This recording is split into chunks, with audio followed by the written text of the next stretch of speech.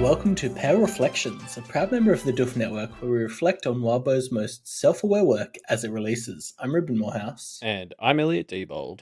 And we are back to talk about Back Away, 5.3, 5.4, and a phone call. We eavesdrop on a Verona's phone conversation, which is fun. The second time we've done that in this story, I think. Yeah, but this one was like less horrifying and less important. Yes. Actually, I don't know if that's true. Very different angles. These two. But it definitely feels the story's like definitely heating up. Yeah. Yeah, it's like we've opened the Coke and the Mentos, Mm. and we're getting ready to put the Mentos into the Coke. Mm-hmm. Yep. I don't know. Have we taken it outside? Yeah. Yeah. No, we took it. We opened the Coke. We opened the Mentos. We took it outside, and now the Mentos is slowly falling into the Coke. I genuinely wonder if anyone understands what we're talking about. I was going to say, before we get to that, let's do our rosies and thornies. Let's start by diving into Back Away 5.3. We're in Verona's head. She is making her way through the woods trying to find Sharon, but along the way, she has bumped into a not-so-friendly ghost. Yeah. Because last week, I think you made the point that, like, Verona versus Sharon was shaping up to be so great because Verona was having to confront her as a human. Yes. Like, she... like. Something I don't think we actually touched on is, like, she's lost her sight, which lets her see in the dark. And I felt that's important because she is always going on about how she prefers the dark and, like, that's where she wants to be. So she's sort of having where she feels comfortable and blanketed by it. Yeah, but that was no longer the case without her sight. Now she's just fumbling around because the dark is actually dark when she's in human mode. Who would have thought? And yeah, so just like, to sort of take the point you'd already made and just really reinforce it. Now we have this ghost who just seems like a perfect extra level of challenge for Verona right now. It's literally haunting her with stuff related to her dad. Oh yeah, I mean it's for real. This ghost is perfectly designed to mess with Verona. Like putting aside the fact that she's literally being haunted by a ghost of bad parenting. But yeah, we'll talk about in a bit how this ghost seems to be tailor-made to just mess with Verona, which is great. Yeah, especially because the thing we had to keep in mind during this and it was easy to do when I first read this at the start of the week, but like Verona just went through that whole nightmare thing with Albie. Like she's already kind of emotionally devastated by that. And then it's just like this ghost just showed up and it's like, oh, you thought we were done? It's Verona goes through the ringer in these two chapters. Yeah, 100%. Yeah, it's rough. And especially so I guess to talk on the ghost, Verona initially decides, she's like, oh, there was that other ghost in Arc 2, and when we were with it, like we had to sort of engage it to keep it structured and not lose it. So I have to challenge this ghost to make it go away, which I think makes sense. But her way of doing that is she tries to argue with it, and what you start to realize, well, Verona doesn't, but what like you as the reader start to realize about halfway through is like, this ghost was constantly fighting with the people that keeps thinking for her. Like her fighting with it is actually what is sustaining it. I feel like the way she actually challenge, because she doesn't have to challenge it like emotionally. She needs to challenge what the imprint or the memory is of this echo. Yes, and it's an echo of being in fights. So like fighting it is actually the work. It is just strengthening it, if anything. Like what she needs to do. What she needs to do is forgive it, which is like that was never going to occur to her. Like I don't blame her at all for not getting there because like this almost seems designed to push all her buttons. Well, yeah, it is a ghost that represents the kind of toxic cycle that you can get stuck in with this kind of narcissistic or abusive parent, and this is the exact cycle that Verona's stuck in, right? So it's very much she just can't, like, she's hardwired to not be able to deal with it. Yeah, well, I mean, she honestly, like, and I'm not judging her because given the situation, like, this is probably exactly what was planned. But like, she absolutely fails to not engage this ghost. Like, there are so many, there's so many points where it sort of says something. She's like, I don't think that's true because this and this and that. Oh, and also, like, I'm not holy. Like, her afterthoughts of directly challenging the recording, like, they're always the last thing that happens. she first engages with it on like a moral or like an actual. She engages in the actual argument before sort of as an afterthought, sort of thinking, oh, and you're just a dumb ghost. But it's like that as the conversation goes on, she's doing that less and less, and is more of an afterthought. Yeah, and it's clear that she doesn't quite get why this ghost seems to stick to her so much, but it seems fairly clear to me, at least. It's sticking to her because she's feeding it, right? Yeah, there's definitely hints that there's more to it than that, or maybe like Yes. how it found its way to her. But like certainly, once it had latched on, like she was basically just feeding it exactly what it wanted. Is the impression I get. Like she fell straight into whatever trap this was meant to be. And luckily, it doesn't seem to make things go too bad, big picture. But like, yeah, like. Once you sort of come at it from that perspective of, oh, she needed to challenge it by not fighting it, you can really see how she just sort of failed spectacularly. Yeah, completely. It's going to be like, so obviously, because we ended 5.1, like Lucy's chapter, with Lucy having that realization that Verona is seriously considering becoming a cat full time. And then obviously now we've just had these 2 Verona chapters in a row where Verona has just been sent through the emotional ringer.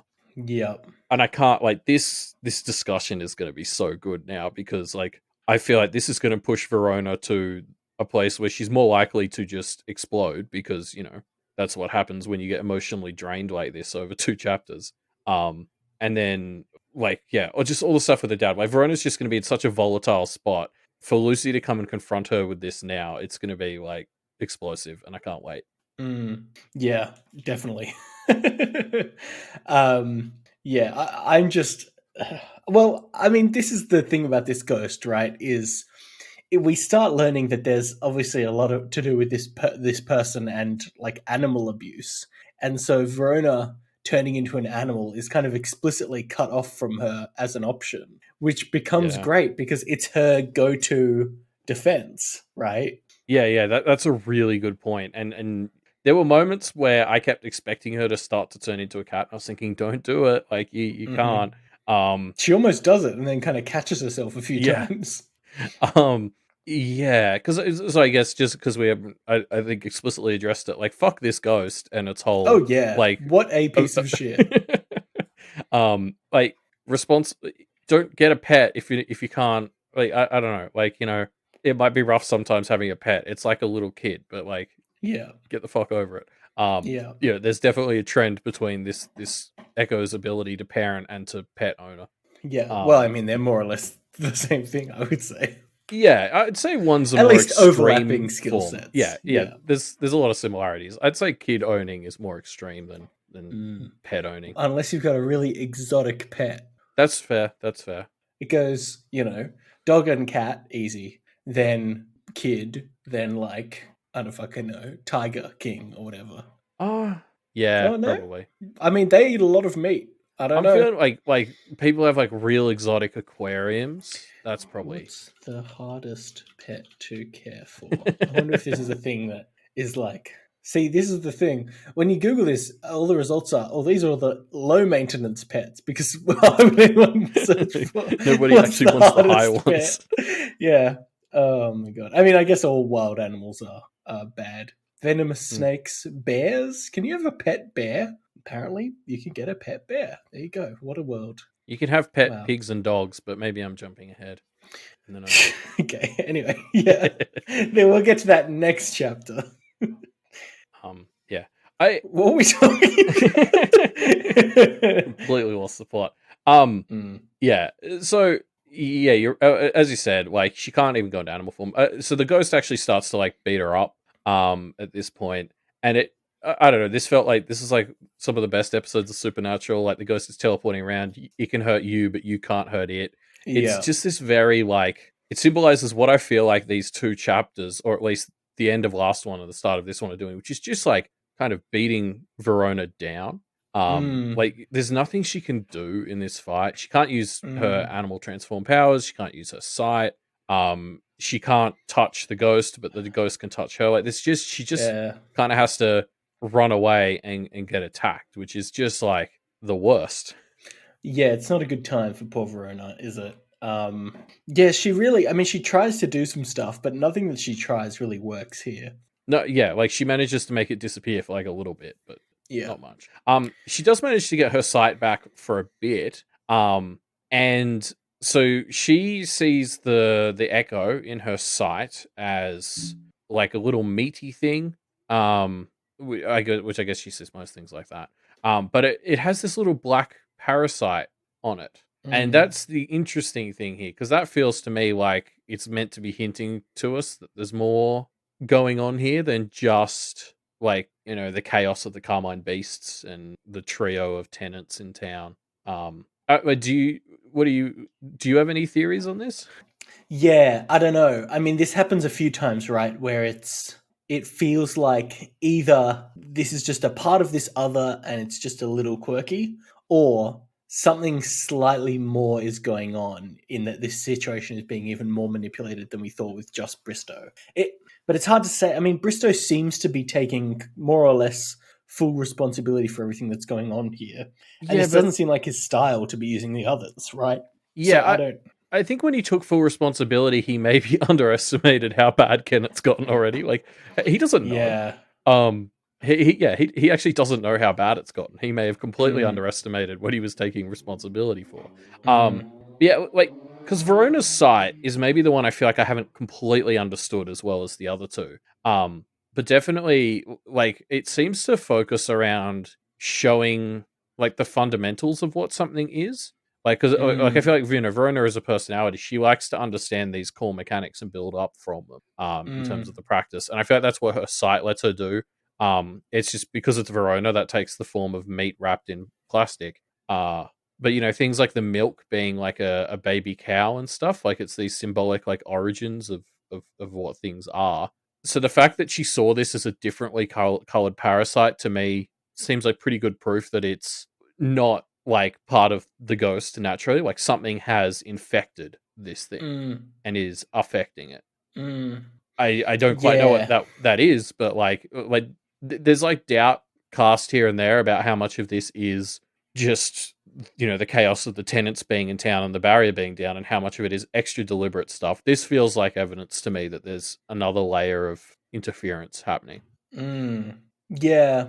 Like we still don't know Yeah. who cast the strife on them at the Blue Heron Institute. No, and you're right. I mean, we've had all throughout since they've come back, it's been like, oh, this is most likely Sharon just kind of stumbling across the right things. But even so, it seems a little bit more damaging than it should be. Like everything about this situation has seemed so coincidentally has gone in the worst possible way, right? Which is not necessarily a sign that something's on, but it is suspicious. Yeah. Yeah. I don't know. I feel like there's something, but then at other times it seems to be implying that it could just be, the fact that Bristow's been integrating these three as a team. So like Sharon has bits of Clem powers that sort of drift her towards finding stuff like the perimeter. Um so yeah, I suppose you never know. But I Mm, feel like there's something else going on here. mm, yeah, I mean, we'll see. Yeah, we kind of just have to keep an eye out for it, I guess. Yeah. So Verona manages to eventually get this echo off of her case and finds herself hiding from Sharon and the cops. While Sharon plugs her stream, Verona cuts a new deal with a deal with a new goblin friend. He's beautiful and I love him, and I Yeah, hope I hope we keep him. Or he's great. I mean, that Yeah, makes no, him he's sound like a great. pet, which is not a connotation I want to make. I did the same Not thing in right my now. library. Yeah.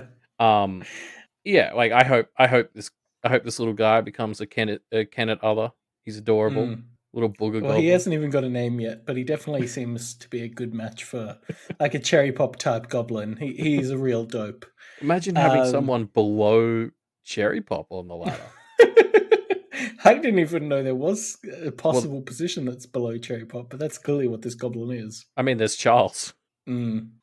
True, true. Charles is lower than cherry pop, isn't he? Wow.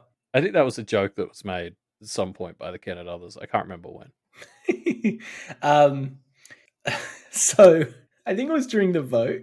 Yeah, Like cherry I'm pop trying to got a remember vote, but Charles didn't. I don't when that remember. was. End of Arc 3, maybe. Something else funny that I noticed was one of the cops, when Sharon's talking about her stream, one of the cops talks about, oh, is that on WooTube? WoobTube. And Sharon says, no, another site. WoobTube has issues, but you have the right idea, which clearly is an indicator that she's been deplatformed from WooTube, which I thought was funny. I mean, yeah, it's funny. I didn't get that at first because like YouTube, like the real world WoobTube, like does have issues. Oh, yeah, totally. So like at first I was covering this, it's like, oh, just Sharon have to deal with some of the bullshit that YouTube pulls. And then you said this and I was like, oh no, you're right. That's totally what it was. She was too far right and she got kicked off the platform. She's just been deplatformed. Yeah. Great. Good stuff. Good stuff, WoobTube. So yeah, I mean, as Verona is kind of exploring her cat form after she gets away from this animal abuser, there's a line where she's like thinking about how great it is to be in cat form because she doesn't have to worry about human things anymore. Yeah. And I'm just like, oh my God, Verona, like she's actively recognizing that she's using this as a way of like bottling up her emotions. Like that's bad, right? Yeah, but like I mean, I guess that is the whole plan, right? Like as she said to Lucy. Yeah, but still, like this is exactly the point. She's been taught by her parents that people can't deal with their emotions, so she's just decided that she will find an alternative, and this is one. Like after you brought this up, I couldn't help but notice that when she transforms, because she's been, and we talked about this last chapter, like she's turned it so her cape, she can just sort of wrap herself in her cape and it turns her into a cat. So the text for this is literally she wrapped herself up in cat form, which is just like she's literally using it as a safety blanket. Like I feel like the phrasing of that line is very deliberate. Like she's wrapping herself up in her safety blanket of being a cat. And then the text does take some time to point out how this isn't fixing the problems though, because she's like a city cat, not a nature cat, and she has to keep all these eyes out for predators, and that's really hard because everything's moving and she's not used to it. So this it's just like she's just like, oh, I need to feel safe in my cat form. She gets into cat form, she's like, everything's a predator, it's gonna get me and I'm not comfortable here. Ah, God, Verona. Yeah. This cat, I mean, yeah.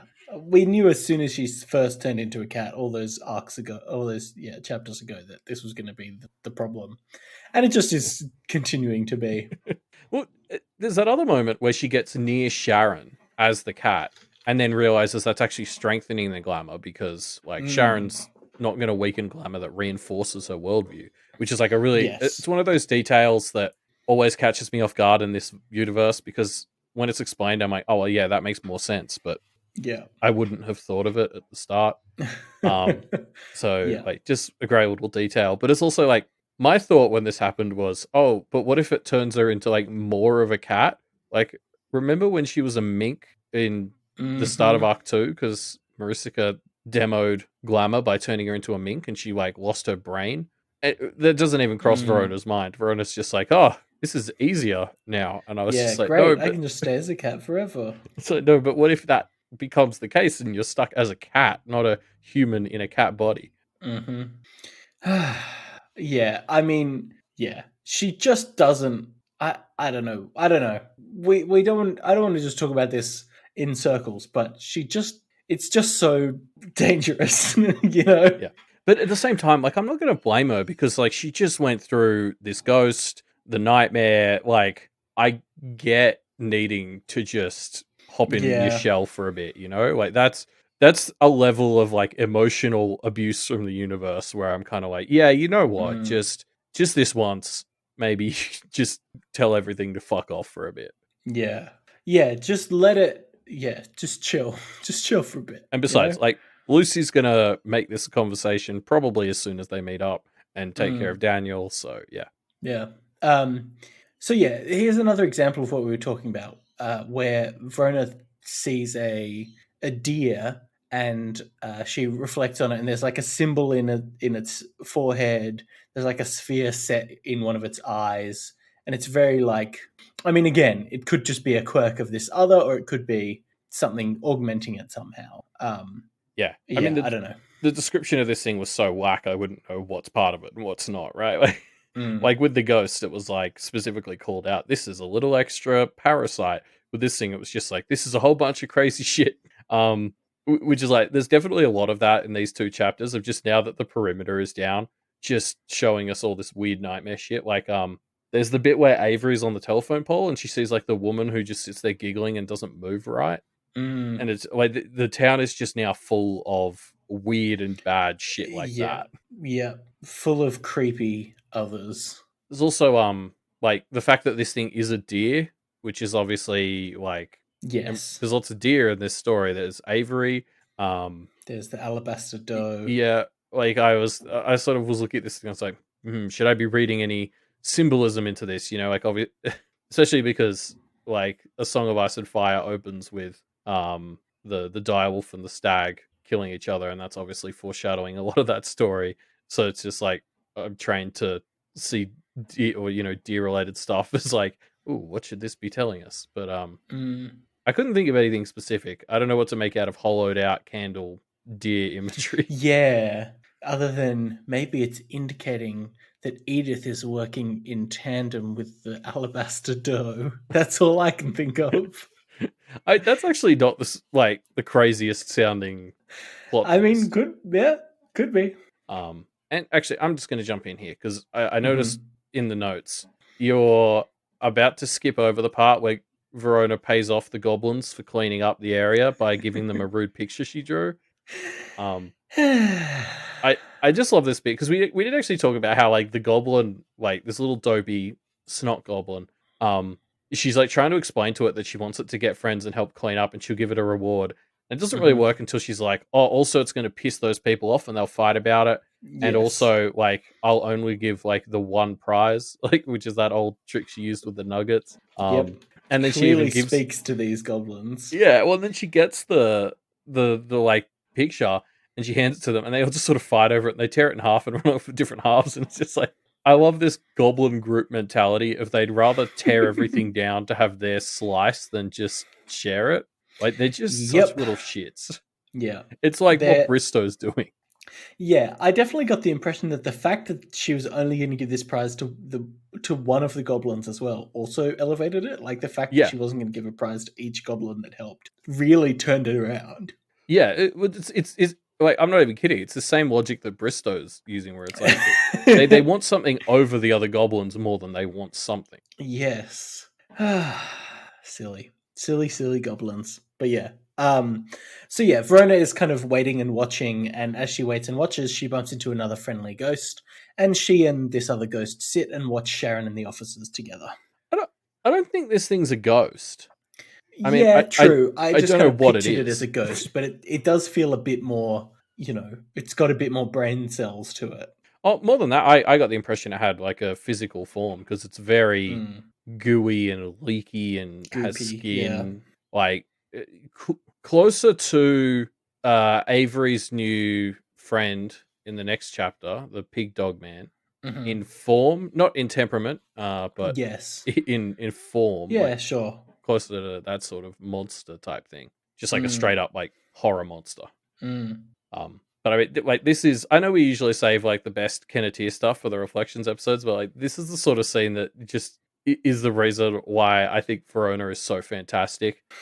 She just like she She's sits not down. phased at all, is she? No, she like has a moment where she's like scared just because somebody's right next to her. Looks at like this kind of objectively horrifying monster, and is just like, so yeah, let's chill here together. It's so Mm, casual. This exchange she has with it, where she's like, "I love this whole thing you've got going on," and the like monster sort of says the same thing to her, and then it's like, "So don't tell me you're like evil and eat babies." And the monster makes this like so gesture. Verona's like, "Yeah, mm. mood." Um, it's just it. Yeah, I love this. Like Verona is the fucking best, and her not judging things based on how human or like classically beautiful they are is so important to the imagery of this story as well. Um, Mm. I love this so much. Yeah, it is good. Yeah, the fact that she immediately is able to bond with this very, very creepy thing. I mean, yeah, it's great. like just about anyone else would take a look at this thing and like freak out and lash out or something. Like Avery would have sprinted off. But Verona just treats it as like as anyone else, treats it as a peer. Just quickly checking, hey, you're not evil. Okay, not overly cool. Whatever. Cool. Yep, that's good enough for me. The whole thing's just so casual. I loved it. Yeah, it's good stuff. I mean, we're seeing more of Sharon. I have a few quotes pulled out, but actually, now that we're here, I don't want to read them.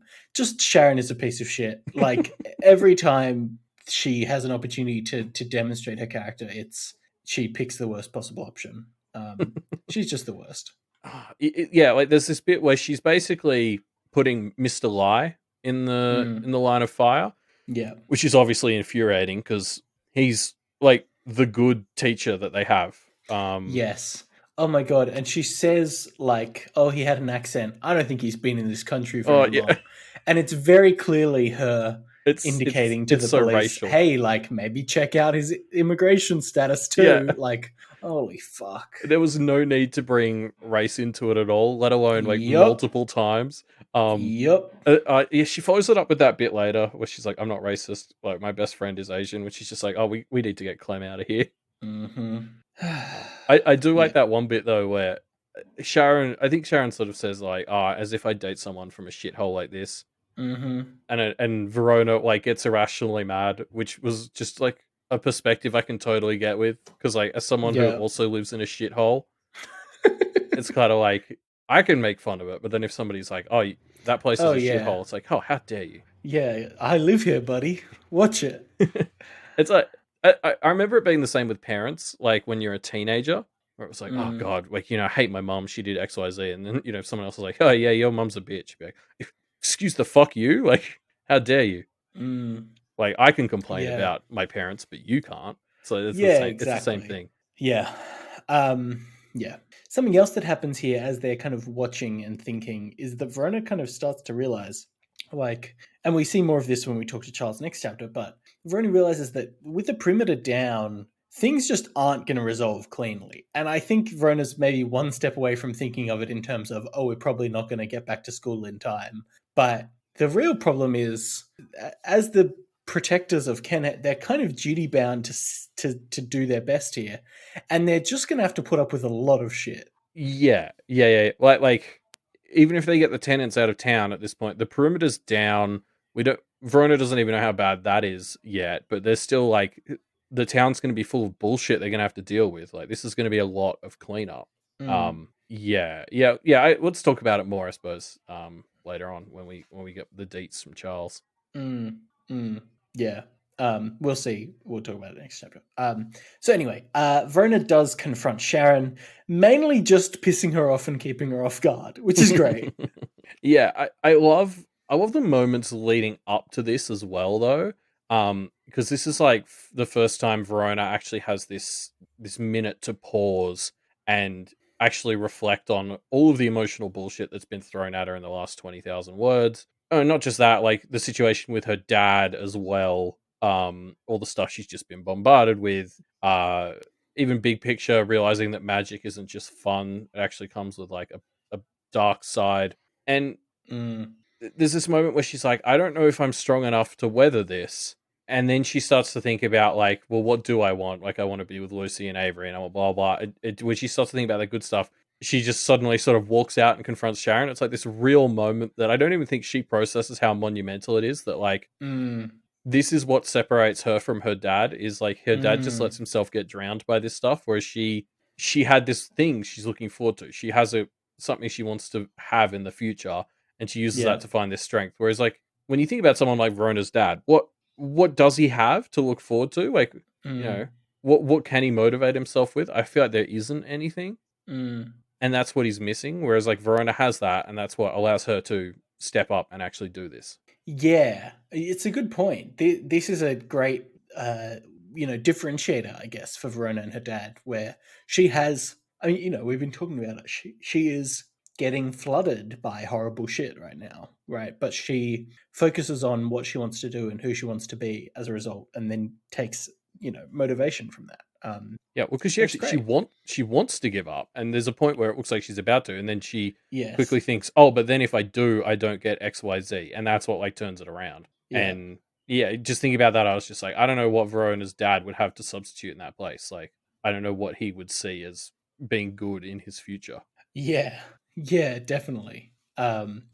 Yeah, I don't know. I mean, I think if Verona's dad was able to, be realistic about and think. I mean, I think Verona's dad, if he was a better person, would be able to think about things that they could look forward to, that he could look forward to draw strength from. I don't think he doesn't have anything going on that he can, like I mean, Verona. yes and no, Mm, but like if Verona didn't have Avery and Lucy, and it was this more mm, or this less tangible, like, oh, I'm gonna have friends. Like the thing is, Verona's dad doesn't have like someone to replace Verona's mum or anything. Like he doesn't have a woman. He might be able to like draw on this concept of, oh, I'm gonna find someone to love or something. If that's what he wants, if that's the hole he needs filled. Like this is hypothetical, obviously. mm.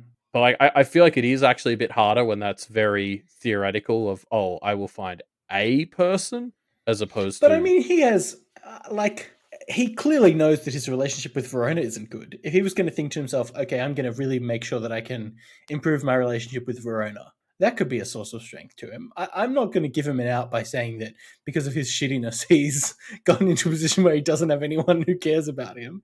That's his own damn fault. yeah. No, I'm agreeing he's put himself there, but like with someone like Verona's dad, I'm still looking for ways to get him out of this because that's better for Yeah, everyone sure, if sure. we You're if we right. could No, fix it him. is.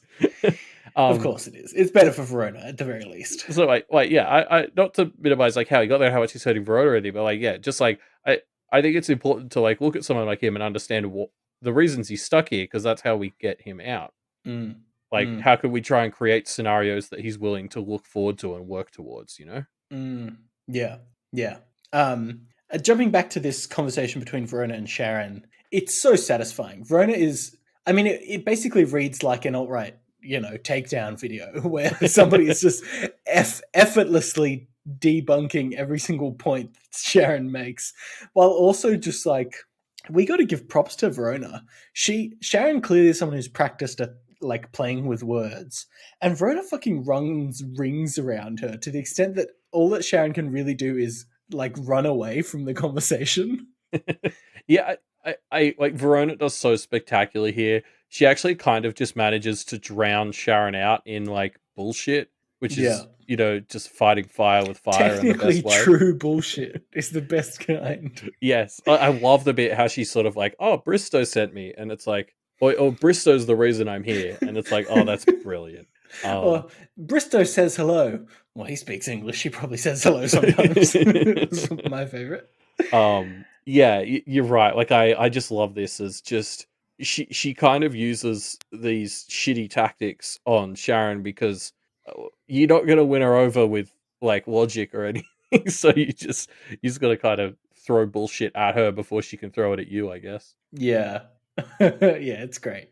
And then, of course, Sharon has to escalate. She gets to the point where she talks about, well, she said she pulls out a gun. She pulls a gun on Verona, is what happens. She says, I've shot people before, I'll do it again. As if we needed any more reasons why Sharon is absolutely terrible. Yeah, like Sharon, heroes don't shoot children. Mm. I think we Yeah, all no, know this. Sharon, you're clearly such a good person. Gonna fucking shoot a child. What are you talking about? I mean, I guess she doesn't actually shoot at Verona. Like she does like a warning shot.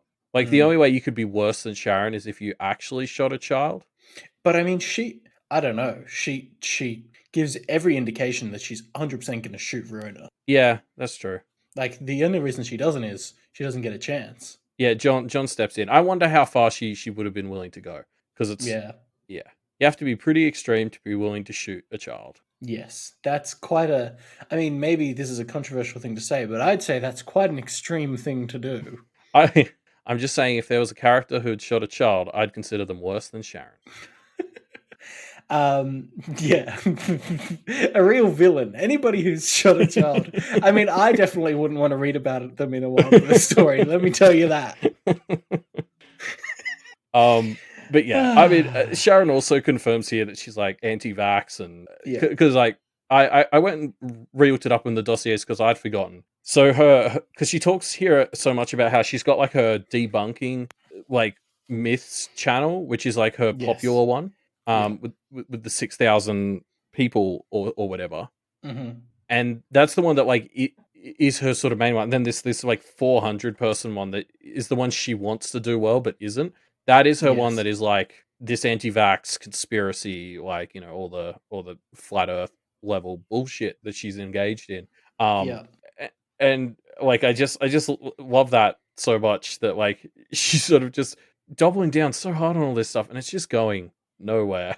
And Verona gets Yeah. to call her out on that in such a fun way. Yes. Oh yeah, it's so good. Verona's just like, yeah, 400 subscribers. That's like not as much as a kid who just makes Lego dragons makes. He doesn't even edit his videos or whatever. Yeah.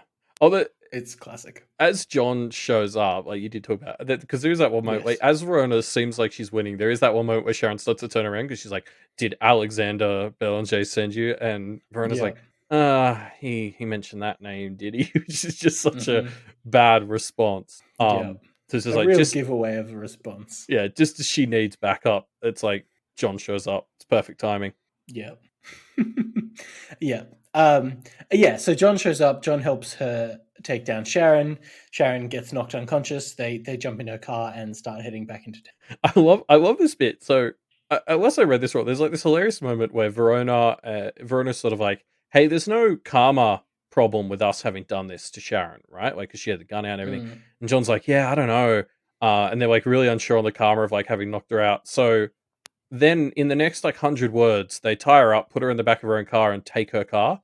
It's Mhm. just like, well, I guess in for a penny, in for a pound. Yeah, no Um, bad karma there. They're just taking her car. Like, yeah, I don't know. It's just hilarious how quickly they went from was it okay to knock her out to let's kidnap her and joyride in her car. Yeah. And then also John makes Verona put a seatbelt on, which was like a hilariously wholesome moment. Like John's such a He's protector. a hero. He's a champion. He's a real Captain America type. He is. Um, yeah, so that's where Backaway 5.3 ends. In 5.4, we are with Avery and Snowdrop. They are perched on a telephone pole watching a creepy pig dog man, and he doesn't notice them until Snowdrop opens her mouth. Yeah. So I started calling this guy Mr. Schweinehund in my live read because apparently if you just put the words pig and dog next to each other in German, it makes a word Schweinehund. Sure. I think does German have something where you can just like merge words You just together or smush something? stuff together. Yeah. Anyway, but because I tried looking this guy up to see Mm. like is this actually some sort of mythological monster or something? I couldn't find anything. So let us know if you know if Wilbur was basing this off an actual monster.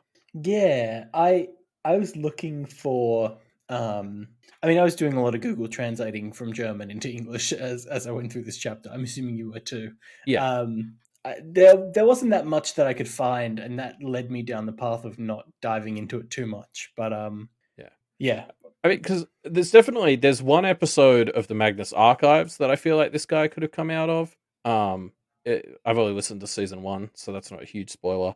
Um, mm, but like, yeah, I don't know. There's obviously like butchery stuff and like with pigs and dogs. yes, In fact, yes, when I first tried googling like pig dog stuff to see if I could find like Pied Piper type stuff except instead of kids and rats, it's pigs and mm, dogs.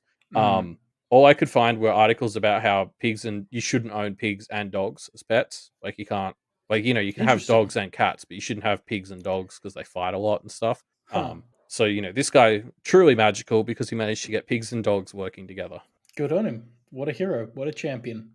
Yeah, so he's seemingly speaking some form of archaic German. Um, he says something called Essenzeit at some point, which when when I pasted into Google Translate returned marriage time, which I thought was fun. I did the same thing, but if you take the H out, it's actually Yes, mealtime. yes, which makes sense. Yeah, like I don't know if this is some archaic German as much as it's maybe just like we're getting like because Avery doesn't Phonetic speak translation or German. something. This is Yeah. what Avery hears, and Yes. I this guy's mouth is behind his pig lips as well. So like between Yeah. the accent, the fact that like he's a monster, there's probably a lot of slight errors in understanding Mm. the phonetics. But yeah, we kind of got the same thing with Daniel a couple of weeks ago. So it's like this really cool use of the written medium where you can spell things that the characters don't understand phonetically and rely on us to do a bit of detective work if we want to as the readers. Yeah, yeah. No, it's cool, definitely. Yeah, just an interesting character, this pig boy. Yeah, Avery and the pig dog man continue to fight, and Avery isn't doing so well. Snowdrop does a few strong plays, which are great, but unfortunately faints after a little while.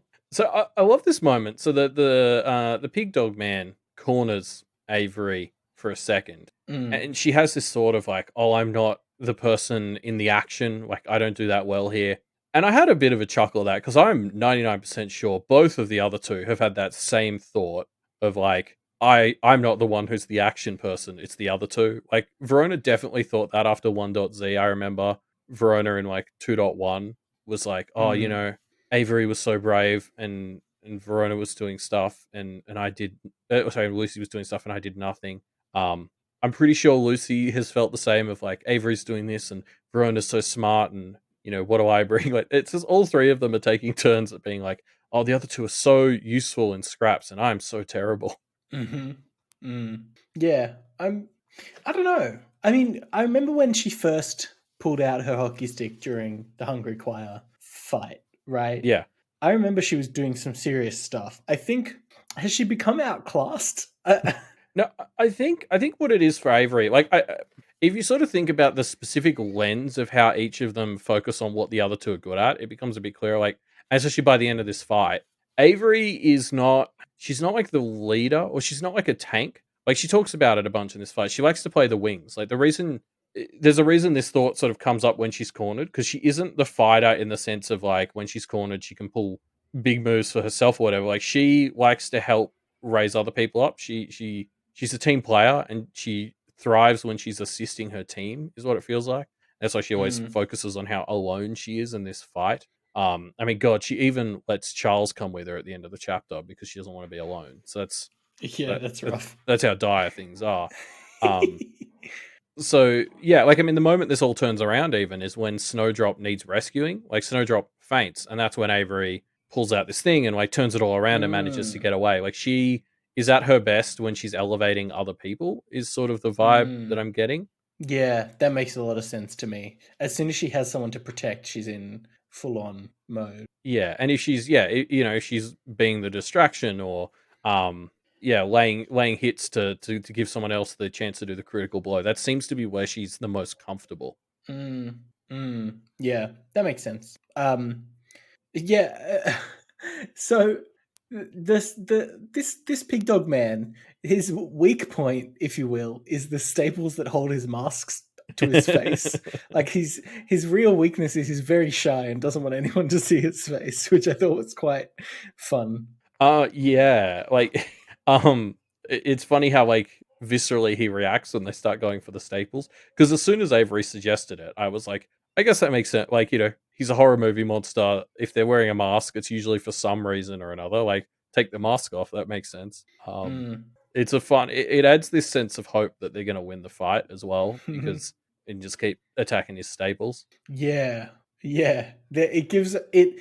It's good to have a nice vulnerability to a monster, so that even though I mean this guy seems really strong, but you at least know, okay, we have a way to like slow him down. You know. Yeah, exactly. It's a classic like horror movie sort of enemy where there's like something that'll work on them or something, some weak point. Mm, yeah.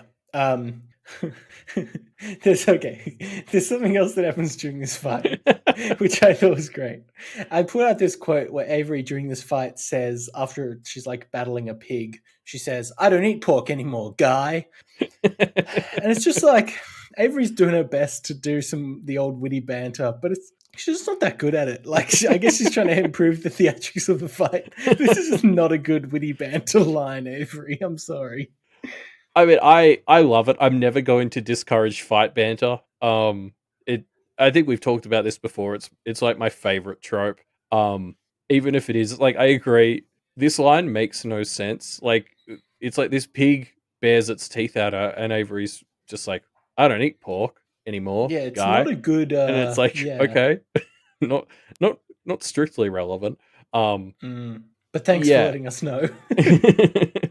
I mean, I did sort of think that, like, as I was reading this, because that was like a big thing for Avery after the Forest Ribbon Trail, where she stopped wanting to eat meat. And as I was Mm, reading this, I was like, oh, is she still kind of doing the vegetarian thing, or is she? Because she like wasn't committing to it at the time. She just really didn't feel like meat after mm, all the shit with the wolf. And then I couldn't help but notice, like, this is, again, we talked so much about how perfect that ghost in the last chapter was for haunting Verona. This guy is sort of perfectly targeted to interfere with Avery. 'Cause, like, the meat imagery harkens back to her trauma with the Forest Ribbon Trail. This is a guy who can sort of be everywhere. Like, he's got a pack. He's got that group. mm. Like, Avery's thing, this whole fight, is how alone she is. Yes, And this is a guy who has like a swarm and a team I like that. that he's sort of working with, and Mm. he can travel around and be where he needs to be in the battlefield as well. Like, he's got even cooler fast travel than she does. Yeah. Like, she just Yeah, uses her, he's like a dark Avery. I didn't even think of that. That's yeah. great. So again, that just makes me think, these enemies they've got, they're so specifically targeted. Yes. And you might Yeah. say, oh, that's just good storytelling. But the thing is, this is the other verse. It's always both. So Yeah. I'm like convinced that there's got to be something to how these three keep seeming to run into the person who's perfect to fuck them up a bit. Yeah, and then obviously to Avery's rescue comes her own breed of pigs and dogs. But I guess we'll talk Yeah, about that in a moment. yeah, exactly. I think that's what makes that moment work so well. Yeah, we'll Yeah. get there. One last thing before we sort of move away from this fight with this guy is I just wanted to bring up. So we get told later this guy is a boogeyman. Um, and we've also been told that boogeymen are from the abyss. Although, admittedly, I'm mostly pulling that from Mile End, which we covered very recently. So you should go check that out. Mm. But Mm. I just remember, wasn't Avery asking that guy in Zoomtown? She's like, "Oh, should I go to the abyss? Like, is it that bad?" Mm. And that guy was like, This is our first thing we've seen from the abyss. I think that Clearly guy might have been bad. onto something. I don't. Yeah, no, don't go there. Let's not go there. I mean, maybe it's not all this bad, but like, so far, this is our representation of the abyss. I'm kind of like, I wouldn't be booking my holiday right now. Yeah, steer clear is my advice, Avery. It's not a prime travel destination. Um, so Avery ends up seeking refuge with some innocents and gets a brief respite from Pig Dog Man before he then appears in the home behind the innocents. I loved this because I just completely bought into, agreed with Avery's logic of like, oh, these are the innocents. He can't hurt those. We'll be fine. And so I was like, I felt Yeah, safe in this house. yeah. And then she sees him just start sneaking up on the lady, and I was like, oh Oh god, like, shit. oh, this Yeah, is illegal. Hold on, no shit. yeah. No, it's not a good place to be.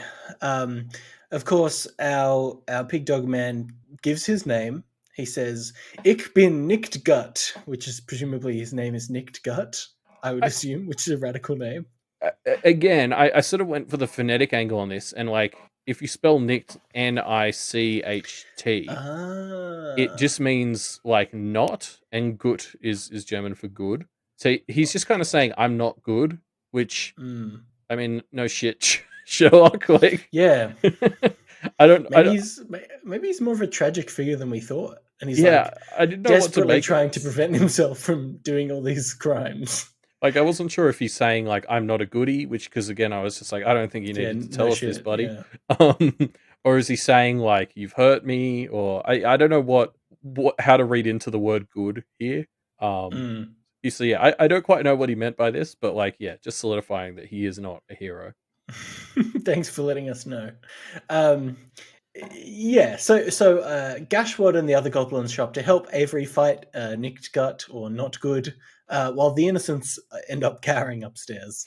Yeah, so we already touched on this, but like, this feels like such a Mm. triumphant moment to me because, just like Verona had last chapter, Avery has this moment where she's facing this guy down, and she gets that moment to center herself, and she's like, "Okay, I'm alone, and that fucking sucks, and I hate it, but I can do this by myself." And she sort of like focuses on her little glamour check marks, and she's like, "I'm cool, I can do this." And it's like the second Mm. she does that, the goblins all just show up, and like suddenly she has her allies, and she manages to work to support the goblins as they fuck this thing right up. Yeah, this is rough. The goblins take it to task. It's funny because I feel like there's the interpretation there that like Avery having this thought of, I can do this, I don't need help, like I can kick ass by myself, and then having friends just show up invalidates that. Like you know what I mean? Like there is definitely the Mm, way to read that of like, oh well, actually it didn't end up mattering, so that was nothing. mm, But that, for some reason, that just wasn't the vibe I got.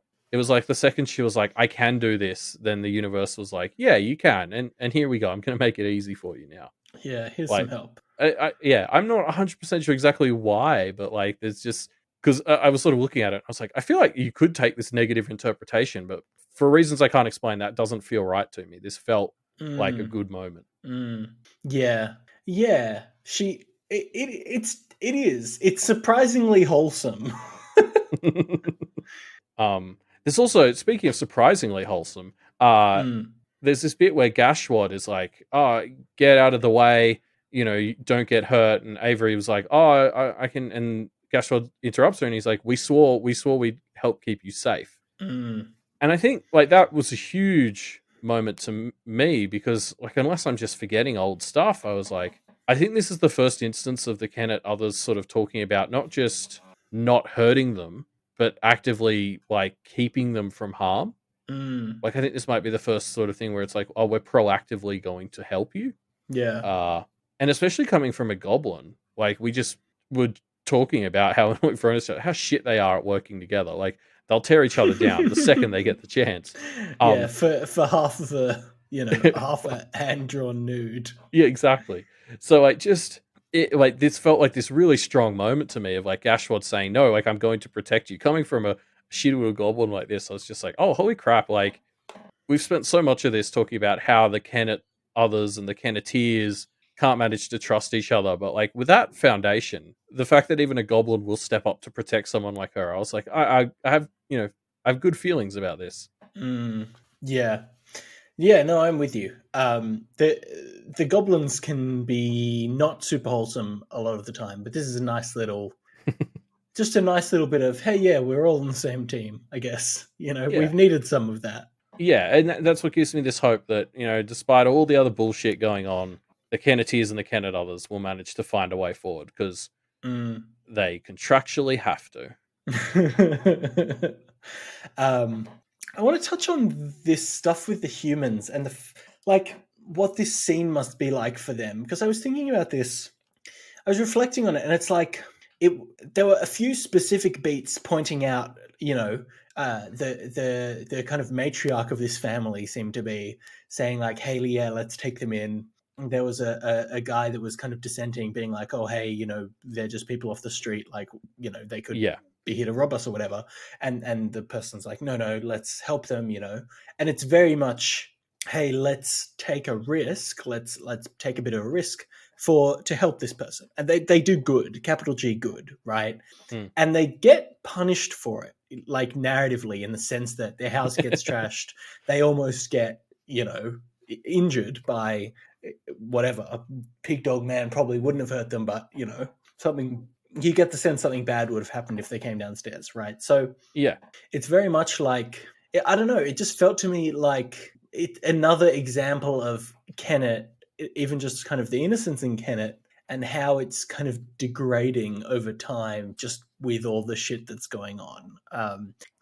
There are good people in Kennet, but after this, will there still be, And I think it's going to be important that Avery makes some kind of amends with these people specifically just as a way of showing like, hey, as the protectors of Kennet, we're gonna leave it in a better state than we found it. Yeah, I think you're spot on with that. Like I hadn't quite thought of it, but like you're right. Like this poor woman, she keeps like affirming people are good, and like Yes. because this guy's like, oh, what if Avery steals? And she's like, no, Yeah. people are good. Yeah. And Yeah. they go upstairs, and they came down to a floor covered in goblin spit and a broken TV. Yeah. You're right. Like I do think you spot on that. That's sort of emblematic of so much of this town is probably just death by a thousand cuts for the Yeah. goodness of these people. Yeah. Yeah, you're right. I do feel like Avery should have to come back here and make up for this, because this is the sort of shit where if it keeps happening, stuff's just gonna go down the toilet. Mm. Yeah, for sure. And like this, I feel like is a great demonstration of, hey, this is still going to happen with like this isn't just happening to the Kenneteers or to the others, but this is happening for everybody in town, and that's part of the tragedy of this.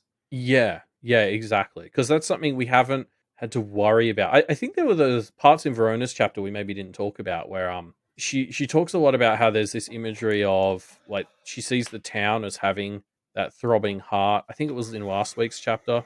Yeah. And how it was sort of bleeding out, and this Mm, is maybe that manifestation of that for the innocent. mm, yeah. Yeah. Um. And Sharon, so Sharon did note that people had talked about increases in petty crime and all that, and we was just Yeah. sort of chalking that up to Carmine Beast Carmine shenanigans, but Beast. Yeah. Exactly. you forget that like these are real people, and it's like having like it's going to have a long term effect on them. Yeah. This isn't just a statistic going up, Yeah, and I think it's nice that we get to see an example of that here. yeah, yeah. That's a great point.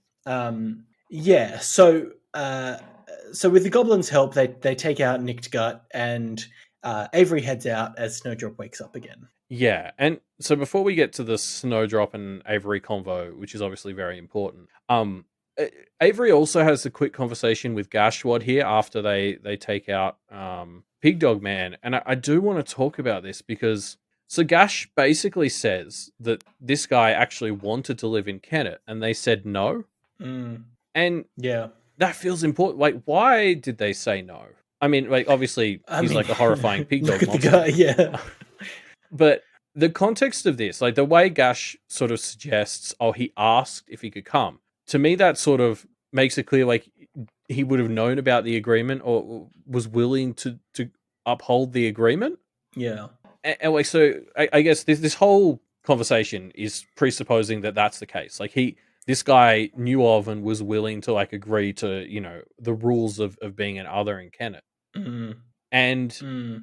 so I feel like then that's saying a lot if they said no to him, because like, so what, are we saying that some others are just irredeemable?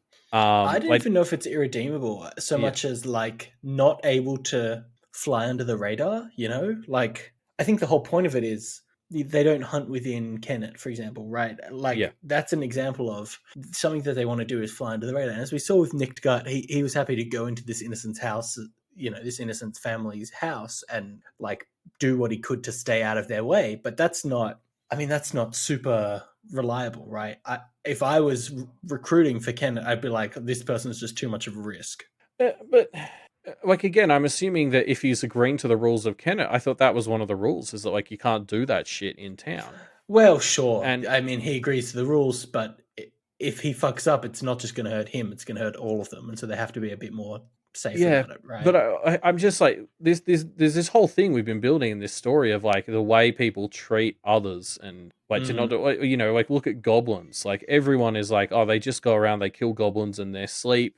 We met like a goblin exterminator at the school, and like we've met these goblins, and we sort of see that there's hope for them. mm, mm, And so like I'm extremely hesitant to just write this guy off as someone who wouldn't be allowed to function in society, because then like I don't know, like I where are we drawing these lines and stuff, right? Especially if we look at the others as this metaphor for disenfranchised mm, people, like mm, it feels really weird to say, oh, but not these ones. mm, So, obviously we didn't see this guy's best side in this chapter. But like, remember our introduction to Nicolette, where now I'd say I'm pretty team Nicolette.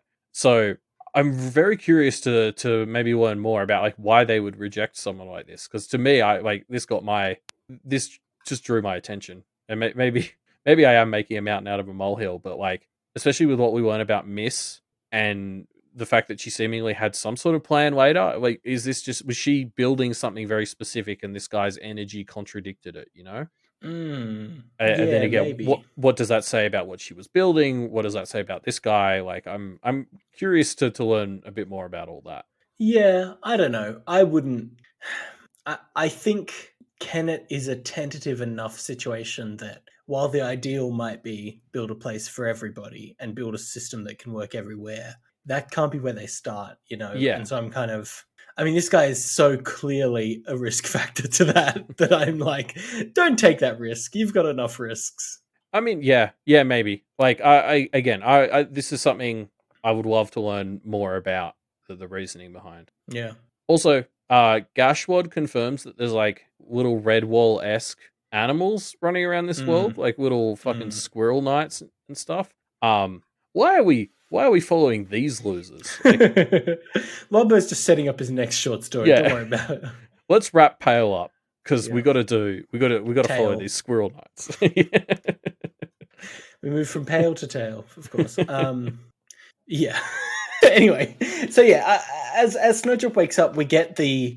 I mean, I use the word confrontation in the notes, but that's not what it is. It is them getting back on the same page in a way that they haven't really had the opportunity to do recently. Yeah, I think what I love the most about this is a conversation that we've been getting ready for almost an arc now, like Yes. since we got to the Blue Heron Institute, and like Yes. in another story, this could have been a misunderstanding that was like miscommunicated on and milked for drama for ages. Whereas here, like this is the first time it actually really comes up as a direct problem, and these two like. This conversation lasts like 500 words. Like they're just, I loved how just good it was that they're both so good at just communicating, and like Avery's just like, hey, is it okay that you got that download from me? And Snowdrop was like, well, yeah, and don't worry, it's like a one time. Like they're so good at this, and like the irony of Snowdrop being part of just this great communication, like it's so good. Yeah, no, it is good. Like it's so nice. They get back on the same page so quickly, right? And it's just great to see. Yeah, and it's just because they communicate well. And like not only do I love that because it fits into everything this chapter has been talking about with like Avery and being part of a team, because obviously her and Snowdrop show they can do that when they fucking nail it with this conversation. But it's just reinforcing that idea that like Avery isn't alone, and it's causing up all these things. Like we get this closure of like, well, what does it mean if Snowdrop got that thing for Avery? And it's it's like parenting. It's like, yeah, she got that one download, but from here she's her own person, and you got to kind of respect that and move forward with her with her. It's just it was all so good. I loved this conversation. Yeah, no, it was great, wasn't it? Good on him. Especially because, okay, so, like, Snowdrop's awesome. I don't think that's news to anybody. No. But it was only at this point that I realized, like, Avery's been walking around for the last few arcs, like, glamoring herself up to be self-confident and remind herself that she can be cool. And I'm just like, at this point, I was like, yeah, but Snowdrop's, like, got a, she's like, what, 30% you, let's say. And she kicks ass. So, like, if you want evidence that you're good, Avery, like, look at Snowdrop. It's Avery keeps talking about how great Snowdrop is. I'm just like, yeah, and in part she comes from you. Use that. Yeah, I mean, you'd think they like each other so much. You'd think Avery would be able to recognize, oh, hey, Snowdrop is part like me. I can recognize the good things in myself from her. But that doesn't seem to be a train of thought that she clicks onto. Yeah, because I even found myself using that line of thinking in this conversation a bit, like sort of actually finally realizing, hey, Snowdrop does take a fair bit from Avery, like some of these insecurities and problems Avery has, like Snowdrop has as well. Like, she has inherited some of these like insecurities or whatever. And you can sort of see that in the way that like Snowdrop melts down because she fainted and sort of let the team down, and she's like not okay with that. It's and I was like, that Avery train of thought, right? Exactly. Yeah. Like I can't believe that hadn't really been something I'd been consciously doing before now, was like using the fact that there is some of Avery and Snowdrop where you can use that to like understand her perspective more. Yeah. So yeah, Avery, still a better parent than either of Verona's. Yes. So Avery puts on her colorblind fixing glasses is what I was picturing. You know those glasses that colorblind people can wear that helps them see colors? Oh, Ruben, you need to go back and look at the confiscated items thing. They're way more intense than that. Are they? Yeah. I don't remember now. Oh, anyway, she puts them on. She sees some blobs of color, and obviously this gets confirmed. That's where Lucy and Daniel are, and Avery heads off to help Lucy, bumping into Charles on the way. Yes. I mean, yeah, I again, before we get to Charles, so Avery does have this thing because she uses her like Pegasus boots a lot in this chapter, to get around. And here she has like this little thought about how, oh yes, like air spirits are whimsical and flighty and they might stab you in the back, but also they're spirits of friendship. So if you're just like a good friend to them, they're less likely to short out on you. And so she starts doing like mad flips and cool stunts as she's like getting away on her Pegasus boots. And I was like, oh, so she's doing this to like appease the air spirits. Like the air spirits want her to do cool mad stunts is the impression I got. Yeah. Which is just great. And again, Avery always seems to manage to turn her train of thought to how alone she is. But it's like, Avery, you've got you got your friends in the boot. You got your friendly wind spirits. Yeah. Like, there's so many moments where she's like, I think when she puts on these glasses and she's like, yes, I'm in my neighborhood, but only technically because, like this is right on the corner of my neighborhood. And it's pretty much in the other, like she always manages to find a way to distance herself from everything. And it's just like, like you're surrounded by people who care about you. You got goblins, you've got air spirits, you got Lucy and Avery, like you got Snowdrop. Yeah. She's got friends. I don't know. She's not she just is. She's stuck in that mindset of, oh, I'm Avery. I'm a loner. Yeah. She gives herself so much less credit than she ought to. Yeah. So we get some more Charles time here, which is nice. I feel like we haven't spoken to him in ages, and he is just as creepy and suspicious as ever. Although one of the first things that happens in this chapter is he talks Avery into smacking him in the face, which is just like, I mean, if he's trying to appear not suspicious, this is a great way to do it. Just like encouraging people to subject him to physical violence. See, that's weird. It had the opposite effect on me. Oh, really? Yeah, because there's this moment where he's like, oh, you've got to punch me to check I'm not glamour or whatever. And she's like, that seems harsh. And then there's this bit where it's like he got a dark look in his eyes. And I was like, I still don't fully understand why he got that dark look. Like, what? Is it because it's not that harsh because of all the shit he's gone through? Is it because she was foiling his secret plan that, it starts with him getting smacked in the face? Like, I don't... I think that's the thing. Like, this story is just living rent-free in my head because I'm like, do I not trust Charles because he's got bad karma, so the story makes him look bad? Or is that the trap the story wants me to fall in? And in fact, I shouldn't be trusting him because he is actually evil. Like, I don't know what to do. I'm just going in circles between not trusting him and also, oh no, but that's just the thing. Oh, but that's what the story wants me to. Yeah, it's so much fun. Yeah. It really is. Like, I mean, Charles has pretty consistently been, whether through bad karma or what, one of the people that all the evidence seems to point at least somewhat towards. Not enough to be definitive and not enough where he's ever the only suspect, but every piece of evidence in the Carmine Beast murder points at least somewhat to Charles, right? Yeah, like the whole Yolda thing still feels like it has Charles written all over it. Exactly, right.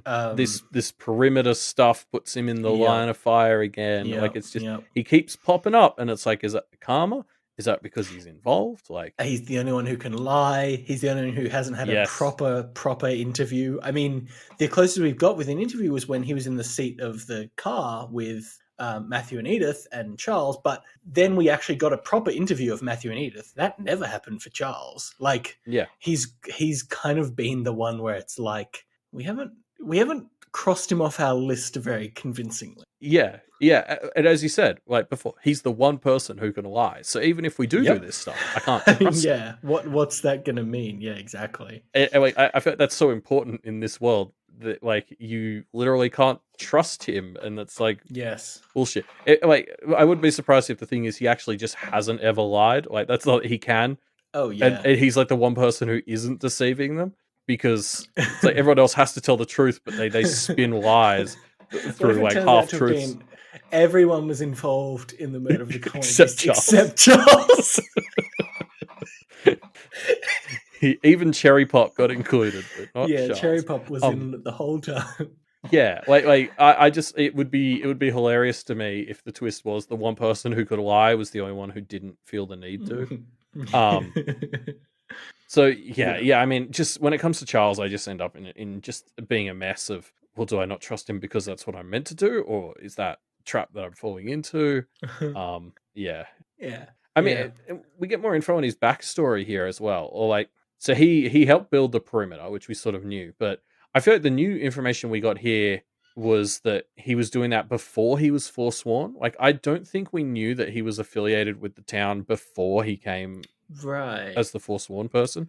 I, Right. I didn't know how he'd gotten here, but yeah, I mean that was something. Is I didn't Is know. that right? I think my impression was he was like the Kennet practitioner before he got Forsworn. Then he was Forsworn, and then they just didn't replace him for a while. But I don't Yeah, know. I mean Maybe I'm wrong. they were so weird about how he fitted in as their Yeah, we've predecessor. never had the full history of Kennet, right? So Yeah, it's never been clarified. but, like, yeah, basically he was sort of like the practitioner they were willing to trust. He built them their thing, and I feel like I wonder if they didn't want him here because I always wondered, like, well, I guess I saw why they had accepted him, but like this sort of had me thinking if he was like, because he'd agreed to abide by the rules when he was in town, like that's something he says here. So if that's Yeah. true, maybe that was like the thing is like when he got forsworn, he just rushed to Kennet because he knew that he was part of the agreement while he was there, so they wouldn't be Mm, allowed to hurt him. Like maybe they didn't want him here. We're just mm. speaking about Mr. Pig Dog Man and like his whole thing. Like, is Charles another one where Miss didn't want him here, but she had no choice because it was part of the agreement. Although he Mm. loses all his other agreements when he got forsworn, didn't he? Like he lost his domain and all that other shit, didn't he? Yes. So Yes. I He. wonder. Yeah, I don't know. I'm Mm. always just so fascinated in this like mystery we're building around the origin of Kennet. Like it just feels like there's some critical clue in Yes, for sure. the origins, and we get more of it with Miss here. Like I always love these sneak peeks into this mystery that doesn't feel like it's been hyped up with the story, but has always felt super important to me. Of like, how did this all start? Yeah, there's going to be something in there, right? I agree with you. It feels like there's some buried clue in the origins of Kennet story that we're eventually going to get, I, the Avatar 1-esque story of how Kennet started. Yeah, but I feel like we. So to just jump ahead a bit, we sort of learned that Miss had some sort of plan for this, Mm, that she was working on, and Snowdrop knows it. mm, Like yeah, so it all sort of comes down to, okay, well, where does the Carmine Beast fit into that? Does it sit along, like, is that yeah, someone else doing a thing and it sits alongside it? yeah. Anyway, that's how I feel like it could connect, is like learning what Kennet, because I'm sort of picturing Kennet as some sort of Hallow that was being made. Like we talked about Hallows in Nicolette's interlude, with like her head ring thing that she had that she wore on it. Like she had that headpiece. So if Kennet was being turned into some sort of specific Hallow and that's now being interfered with, like us learning exactly what Miss was doing by building that Hallow, I feel like will then be like, this set of dominoes in our heads of like, oh, well, she was building this, and then the Carmine Beast gets added into it, then that does this, and Mm. and then boom, boom, boom, and that's why X person did Y to the Carmine Beast, and yeah, I don't know.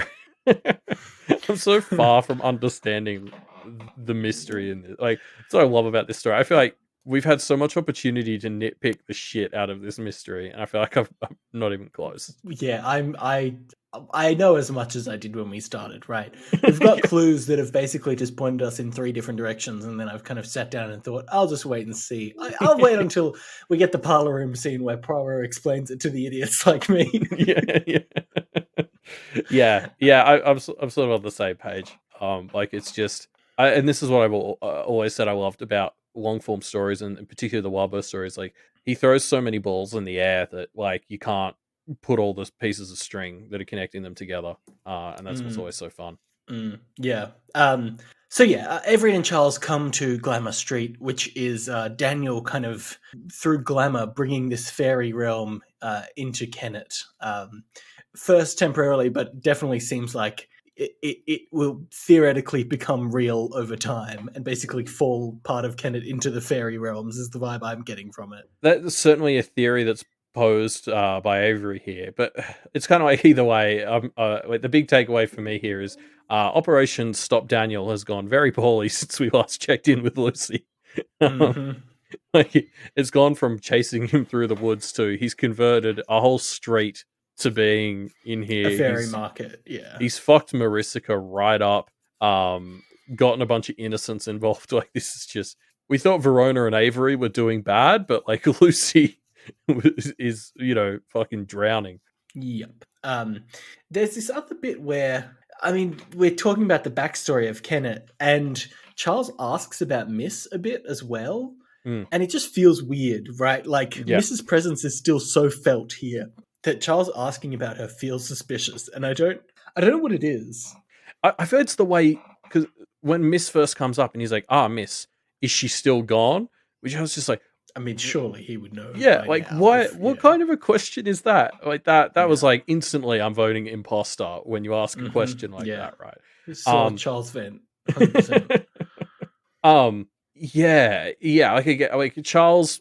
I feel like we're going to learn that Charles figured out what Miss was doing or something, because he does sort of have those skills. I don't know. We'll see. I feel like the other interesting clue we get here from Charles about Miss is like, there's that bit where Avery's like, I think she left on purpose because she saw where this was going and she knew she'd be as vulnerable as you were. And Charles is like, or vulnerable in the opposite way. And I was like, which Avery doesn't process. I also did not process that. No, I sat with it for a while, and the best I've come up with is Charles talks about how everyone will target him. Like, his thing with bad karma is, it's like if you have to pick someone out of a crowd to do something bad to, it'll always be Charles. So what if Miss was the opposite, right? So if Charles is constantly targeted by everything, what if Miss's problem was she knew she was going to get left behind? Like, what if she was building this place up and she realized that when all the Carmine Beast shit went down, whatever she's setting up, she set up some fucking grand master plan or whatever, and as a lost, she was just going to get left out of it. Untethered, right. Yeah, like, it's going to, what if it's going to pick up everyone in town and give them power? Like, what if this is something to, like, make them all the Carmine Beast or something and spread that power around and give them all a claim, but she was going to miss out because she was lost or something, like vulnerable in the opposite way to Charles, in that she wouldn't get targeted. But that feels like I'm stretching to sort of get to there. Yeah, I don't know. I could see it. It's kind of like, we talked about Miss defining a role for herself as the kind of guardian of Kenneth. Potentially there's, if Kenneth falls apart, does Miss's role fall away, and then she's kind of vulnerable as well? As she kind of got out in front of that somehow? I don't know. That's kind of where my mind went a bit, but it's not. But how's that the opposite to Charles, I guess? Well, because it's kind of what you're talking about, right? Where this is a way that Miss would just kind of get forgotten, whereas Charles would be targeted. I don't know. Yeah. You're right. It doesn't, and maybe it is just Charles being a piece of shit, and it's not meant to make sense. It's just meant to be confusing. God, he's in our heads. Yeah. Yeah. So Avery reaches the stage and sees Daniel with a blade battling with Lucy. Marisica is injured and Lucy seems to be struggling. Avery gets on stage and the two of them start their challenge. I mean, this is why I love fairy shit so much. Like, this is so dramatic. This whole, like, literally Daniel has set up a stage for this fight. Like, it's so good. Like, we got a fucking stage to have a sword fight on while also we're singing in front of a crowd. Like, fairy shit is so delightful. It's just so... they're just this mechanism for Wildbow to create the most overly dramatic shit, and it feels so rooted in the world, and you get the effect of all this overly dramatic bullshit that should feel tacky but doesn't. Like, I love this. Yeah. It's good, isn't it? Yeah, I'm hyped for this fight. I mean, it feels like we get to see Lucy do some more Fey duelist stuff, which has always been the best. And Daniel is basically a Guillemot light version, right? So it's kind of, how far has she come? She was never able to really keep up with Guillemot, but how does she do against, Daniel, who's Guillemot light, basically? Well, and Guillemot was never going to go all the way. He couldn't actually harm her, like, permanently. Exactly. Or anything, right? Whereas, like, it wasn't a real fight, exactly. Yeah, whereas with Daniel, like, who the fuck knows where his head's at in that regard?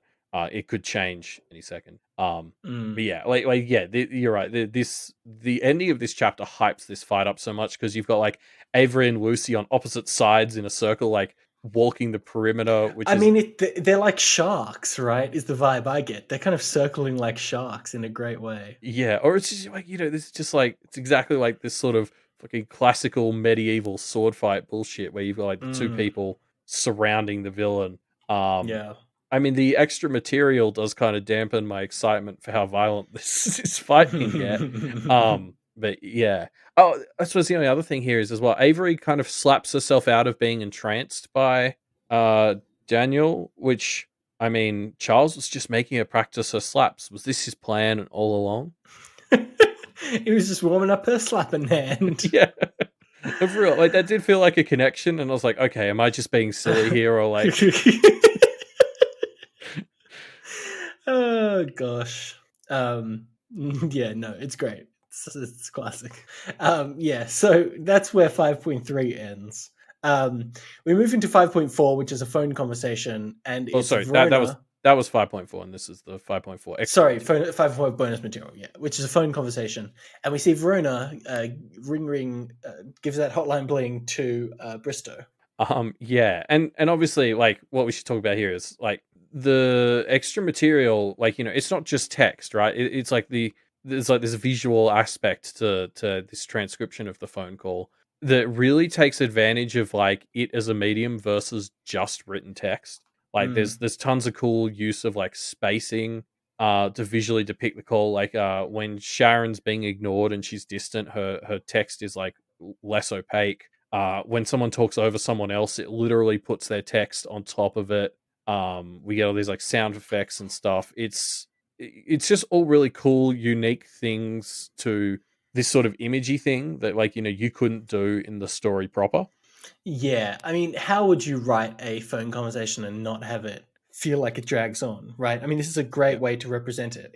It does so much justice to, like you said, like people talking over each other and background sound effects and all these bits and pieces. Like, it's just a perfect way to represent it. It's so cool, and I'm sad that I haven't seen it in other things, but what a yeah. great way to represent it. Wilbur has found. Yeah, because you could do this in just text, and it just wouldn't quite work as well because like interruptions would have to be like the person just gets cut off. You'd have to add this. Like, it's just so much cooler to see Sharon being in the distance by just having her text fade. Um, Mm, uh, like yeah, it's to me like the way like the text placement spacing was used really justified this being not just in text. yeah, yeah.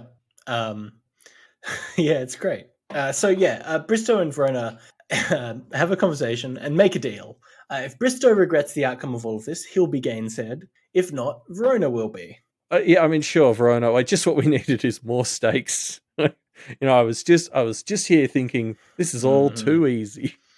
It's such a bad idea by Verona, right? Like, because what she's doing here is she's just assuming that she knows everything that's going on, and she kind of seemingly she knows a fair amount, but there's clearly so much to this that she's assuming that she has Bristow worked out 100%. And I mean, she's never even met Bristow. Like, she could really have no idea what's going on here, and I, it's oh, just a mistake. yes, I think it's fair to say that we maybe overestimated Bristow's ability to care about other people. So it's like, Yes. he's like, I'm pretty confident I won't be able to regret this. And it's sort of like, I could believe that because you don't give a shit about Because he's a people. piece of shit. Yeah, he literally doesn't care about these tenants at all. Yeah. So like yeah, I mean this is cool cuz like from the spirit perspective like again using the readers of the spirits metaphor, this does raise the stakes and like sort of them setting this up to me is like, whoa, cool. Like which Yeah, means like the spirits are presumably thinking the same thing and like, this will make shit get more dramatic. So yeah. I'm excited for that as a sort of spirit reader person. But also there's that part of me that's like, oh shit, does Charles need to make room in the apartment for our new forsworn Kennett person? Mm.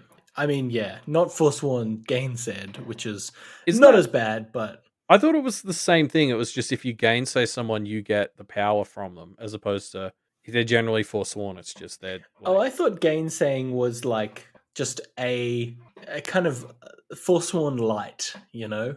Maybe I'm wrong. I I had interpreted it as like it's sort of the forsworn where somebody claims that power. Right. Right. Like, so Okay. like you're forsworn either way, but if you're gainsaid, someone specifically called you out on it and like taken the reward side of things of you being forsworn. Right. Maybe I'm wrong. Yeah. Um. I mean, either Yeah. way, like you don't want to be gainsaid. No. Yeah. For sure. Yeah. It would be a problem regardless. So Bristow explains that he's not going to take any action here. He's confident that the tenants will figure themselves out and eventually find their way back as long as they don't get killed. And he's pretty sure the Verona's not going to kill them. So why does he give a shit? Basically. Yeah, I mean, this is where Bristow really just cements himself as the fucking worst. Mm-hmm. And again, I'm including Alexander in that. Like, Yep. I still pick the side of neither. Let's burn them both down. But like, if I had to pick one, because like Bristow's whole thing here is he's like, I don't need to side with you because fucking your shit up presumably hurts Alex, and the chance of that being true is enough for me. And Verona is like heavily implying we don't like Alex. We will switch to be on your side if you just stop being a shithead for 5 seconds. And Bristow just isn't interested. It's infuriatingly selfish and stubborn, and I just hate him. I hate him a lot. Yeah. I mean, I didn't expect us to find someone that was clearly a bigger piece of shit than Alexander, but Bristow is. Yeah, Undeniably. but it's yeah, because it's just like I don't even feel. At least Alexander pretends to give a shit. Yeah, I don't. But this doesn't make me like Alexander more. On the other hand, like it just makes me hate them both. Like it's just this is exactly the sort of fuck the system shit that you sort of get where it's like these two are the two who are on top and they like hate each other, but it's like a narcissism of small differences. Like they're both just shit. Yeah. Like Bristow explains these two seemingly like they feel really important ideas to me of coup and claim, where like coup is basically if you do cool shit, you can enhance your ability to try and claim something or break someone else's claim. And then claim is basically having the ability to say, I own this, and the universe will conspire to like keep it near you or something. Yes. And Bristow's whole argument is basically he has claim over these people. A claim seems similar to what we've heard of before with like the Kennetiers having a kind of intangible attachment to each other, right? They almost are claimed to each other. Yeah, and the other example is like your implement. Like if you throw away your implement, it will find its way back to you apparently. So claim is sort of the universe will conspire to keep things where it thinks they belong, and there's all these ways you can do claim. It's just like, I mean, the fact that Bristow's doing this with people, you're just like, okay, so you're like shit. Like that's just slavery without any extra steps, isn't it? Mm-hmm. Like to just claim that you own people. Yeah, I mean no, he 100%. He's just a piece of shit. Like we kind of have touched on whether there's a utilitarian argument to be made for Bristow, and he kind of tiptoes around it in this bonus material, where he says, under oath in the way practitioners are, oh, their lives are no worse than if I wasn't around. Like I'm at least somewhat improving their lives. But I don't know, that's subjective, right? Like, as an example, let's say Clem would have died if Bristow hadn't found her. Is it better that she died quickly, or would it be better for her to continue to subject everyone that she ever cares about to torment and therefore have to kind of go into this, nun-esque lifestyle of not ever being able to get close to somebody? I mean, there's an argument to be made there, but it's subjective enough that I don't think Bristow could say I could improve people's their lives are better with me and have that be unimpeachable, Yeah. The sort of scenario that went through my mind is like, okay, so say Bristow is a billionaire, right? And he's got $1 billion in his wallet, and he walks past like Clem on the street, and it's like he could afford to give her $10,000 and barely bat an eye. It's barely a dent in his funds. But what he does is he gives her $5 to work for him for a year. And it's sort of like, okay, yeah, now she's $5 richer, but like you could do so much more so very easily, and her life would be 1,000,000 times better.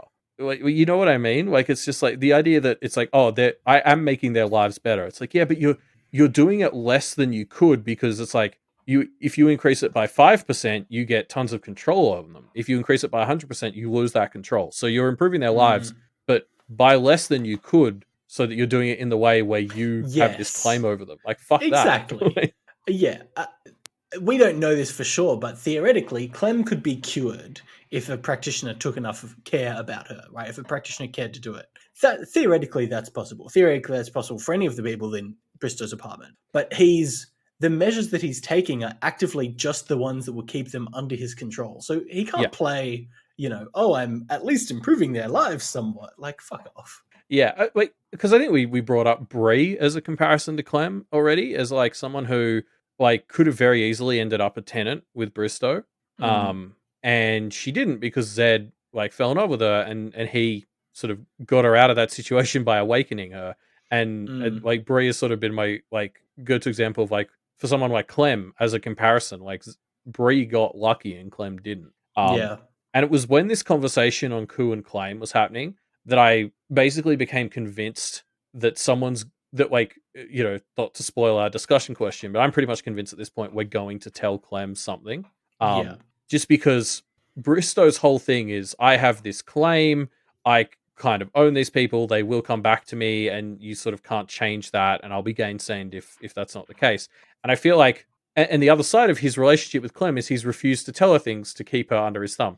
So if they undermine this by going out on a limb for her and telling her something to help her, it'll take her away from Bristow. Like, it'll be good for her because like his whole thing is, oh, I'm setting up their destinies. And it's like, no, like, they'll free her of the claim and she can chase her own destiny as a fucking informed person on the bullshit she's going through. Right.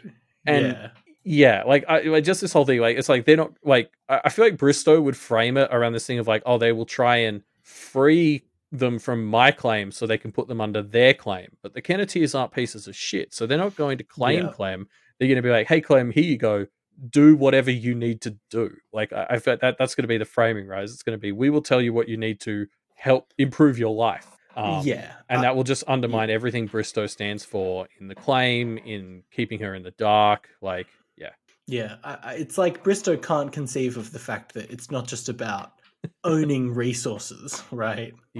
Like, that's not the goal for some people. And I don't even think this will be limited to Clem. Sharon obviously is an obstacle to convince on anything, but like, if there's anything she's going to believe, it's conspiracy theories. So I wouldn't be surprised if by the time she leaves town, they've managed to convert Sharon against Bristow to some degree.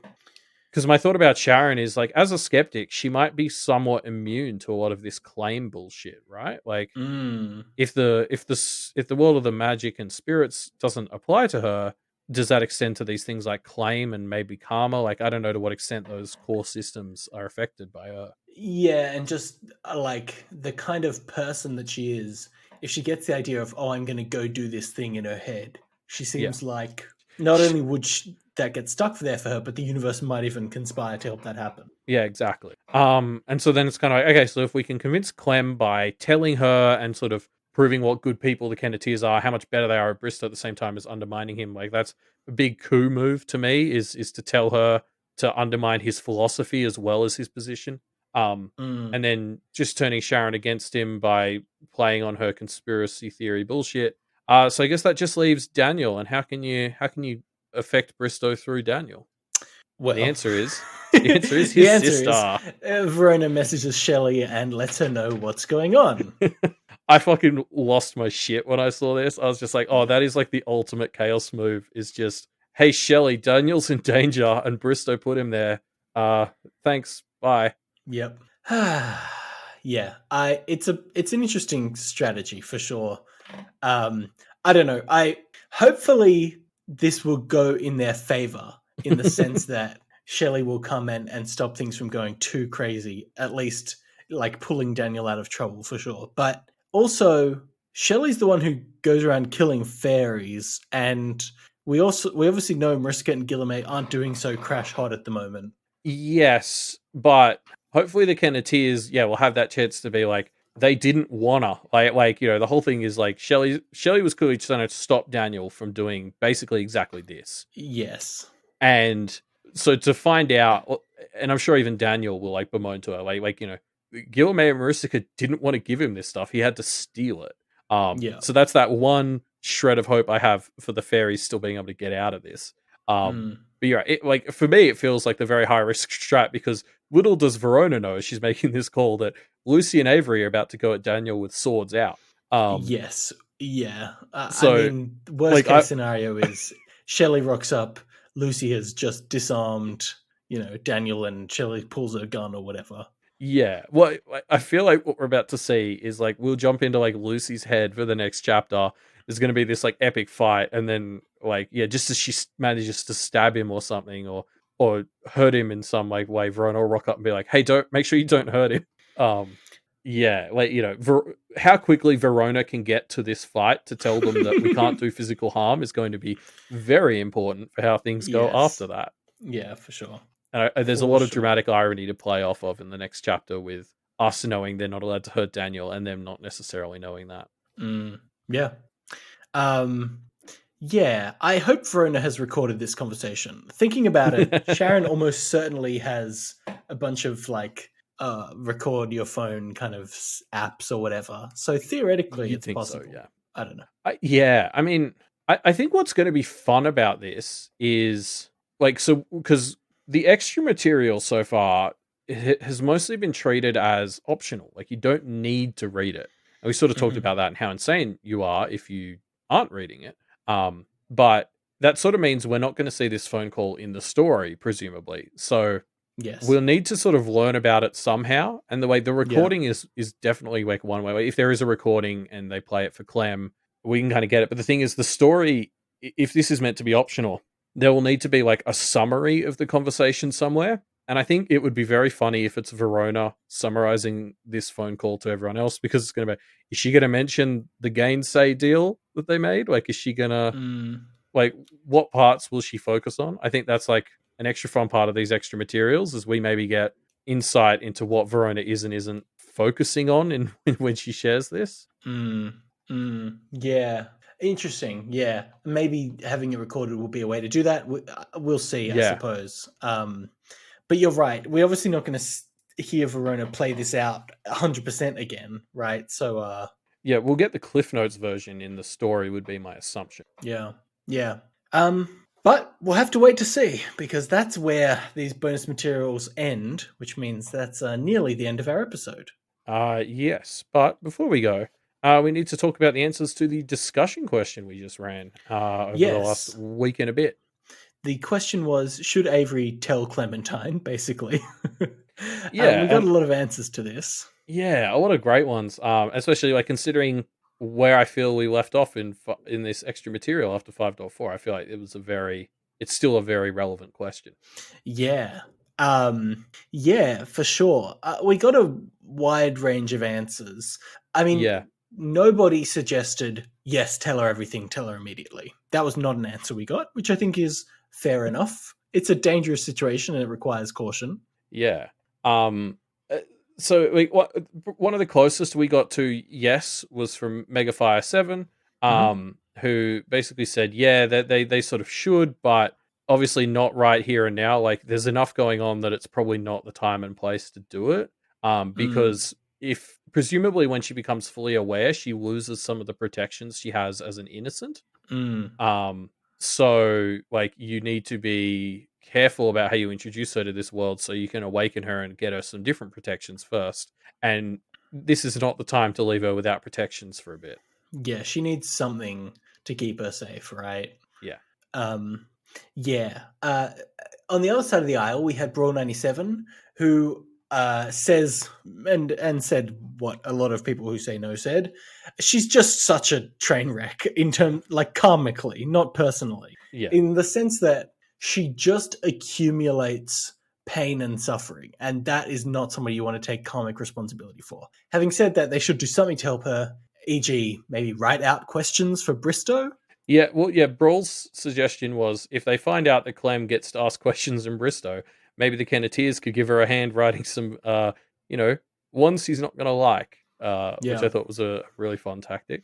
Yeah, 100%. Yeah, we had Haunt of the Heron, who kind of along the same lines as Megafire 7 was like morally they kind of are obligated to because like, yes, Clem is a risk, but she's so much better equipped to help herself if you awaken her.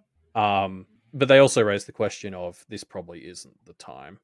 Yes, probably not the time. Now, here's an answer I really loved. Meiji Howe says, yes, you should, but don't do it yourself. Get Charles to do it. Basically, what's he got to lose? This might have been my favorite answer just from like how much I cackled when reading it, because like what a big brain play that is. Perfect. Yes. Charles, go in there, take karmic responsibility.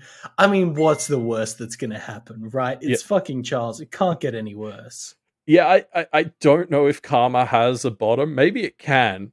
But it doesn't seem like, we don't get the impression it does. So just getting Charles to, this is his job, wait, this seems better for him than taking like Louise's pain or whatever. I suppose the question is, with his karma, would Clem listen? True, and maybe that's the rub, but I'm sure there's a way of like, having Avery broach the topic, then say, okay, the now second to you get them truth. too involved, do they take some responsibility? Yeah, maybe. Yeah, maybe. I don't know. Beard of Valor had something kind of similar to Brawl 97's as well, which is, don't tell Clem everything. That is too much of a risk, but maybe point her in the right directions. And Napalm Eagle sort of touched on this as well. Like, don't maybe just tell her part of the reason you can't say. Yeah. Like, just say, oh, there are rules why we can't say.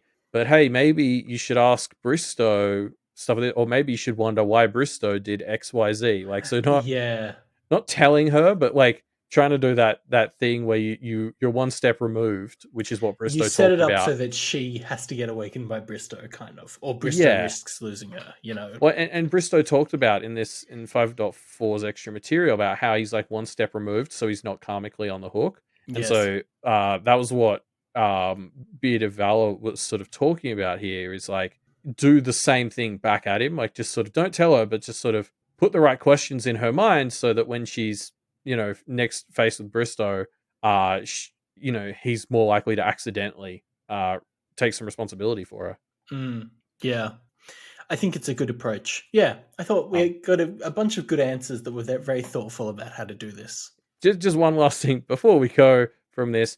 Napalm Eagle did bring up in their response as well, and a few people now have pointed out to us that yes, there were 2 extra Mile End sessions that we didn't know about, that we didn't cover in our episode.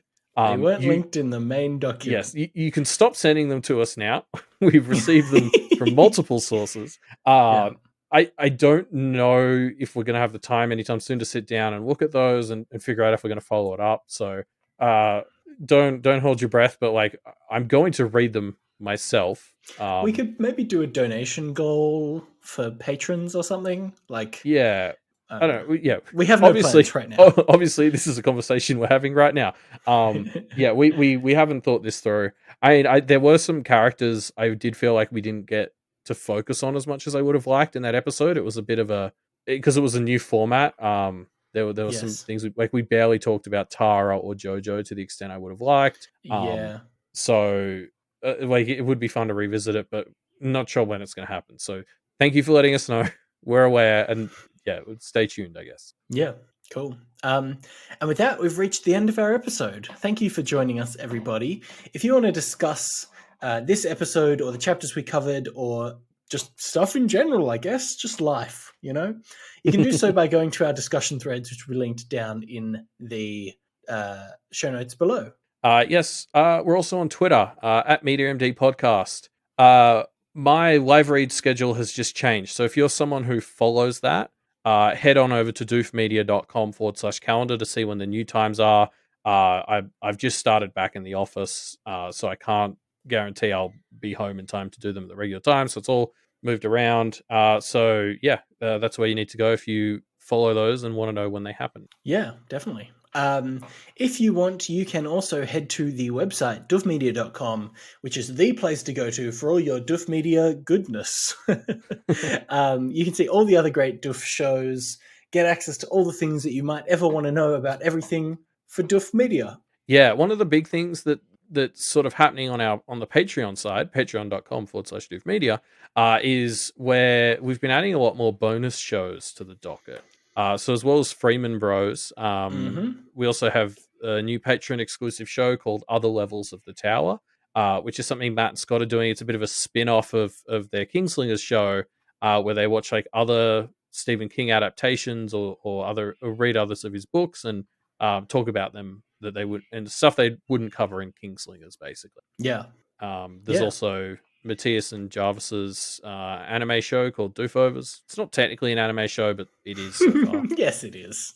How can people get access to this bonus content? Yeah, that's at the $10 or above tier. So patreon.com/doofmedia. Check it out.